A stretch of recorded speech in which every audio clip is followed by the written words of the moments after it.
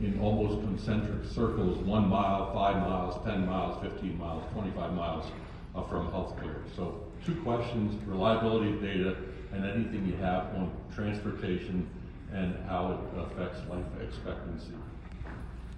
Who wants to start us off?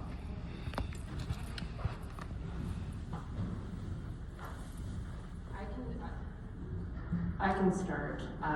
In terms of data reliability, I think being on the payer side, we have access to the state data, and a lot of that is self-reported by members, but also like aligning into our state's kind of data hub. And then our own historical claims data, our health data that we're receiving from the institution where the member or a person is receiving care. So I think trending that using either algorithms or AI, that's been a source of us receiving data as well. But in terms of the transportation question that you asked, I think it's a very interesting topic, and I think that we have seen that anecdotally, but I'm not aware of any research that we're currently using that directly addresses transportation and life expectancy. I'm happy to go next, and I think that that's a fantastic question. And I think a phrase that we use a lot is, don't let perfect be the enemy of the good. There is always going to be a flaw or something unreliable about whatever data set you're using.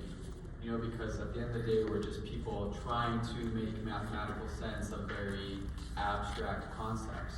And that's okay. The good is still good enough, and it's totally okay to use that as a starting point. I'll use the immunizations work as an example.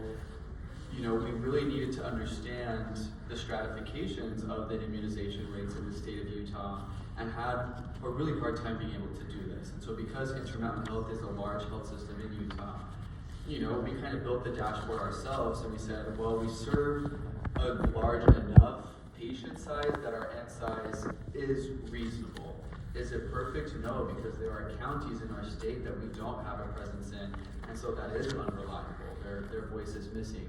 But because we took that first step and created and shared those dashboards, then the state came back and said, we can do you one better. And they took all of their immunizations data for the entire state, and then created a 12-month rolling average dashboard that gave us race, ethnicity, and geography breakdowns.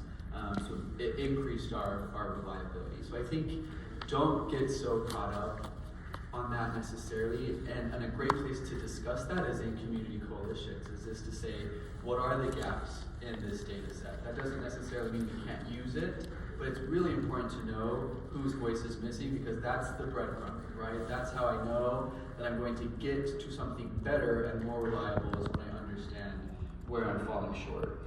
With transportation, another fantastic question, because I think that falls into the make measurable what is not currently so. How do you measure access to transportation effectively? I think that's still something people are trying to figure out. And I think life expectancy, super easy to pull.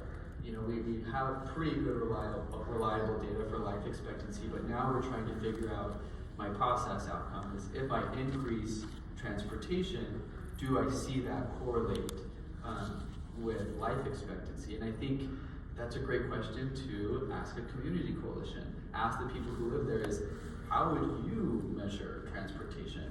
Because what feels like access to transportation to me might not feel like that to someone else. I think we saw that in the panel yesterday of the people with lived experiences. They had very different ideas of what access to transportation actually means. Someone felt that if I can read a whole manual and know that Medicaid or Medicare will provide transportation for me, that's good enough. Someone else did not feel like that's very easy access to transportation. And those are important to understand as you're starting to, measure what is not currently measurable. And that's, I think, I loved what you said. The start can stop some folks. And so we say, well, there's not an easy measurement, guess gotta pack it up, can't do it, but that's why I like that quote from Galileo is, he's trying to figure out how to measure the laws of motion and inertia, which seemed impossible at the time, but he figured it out. And because he figured out that kind of infrastructure and that building block, we as a society have been able to build so much scientifically off of what he was able to discover.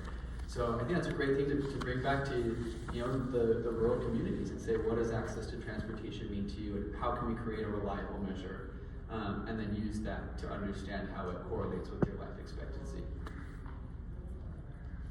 And also socializing that too with your partners, you know, bringing it to those conversations, bringing it, you know, what is the short-term and long-term goals? You know, that might be one of those reach goals, but through the process of talking with people with lived experience, talking with your partners, you might find that there are 3 places that data lives, and we need the collaboration of those 3 partners to smush it together to then understand. And then you can imagine then those 3 partners who are part of the process, that are part of the discovery, part of the solutions, now each have valuable data that they bring back to their own organization.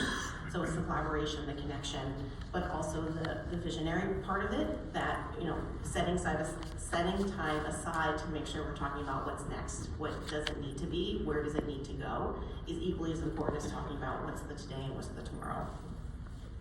Thank you.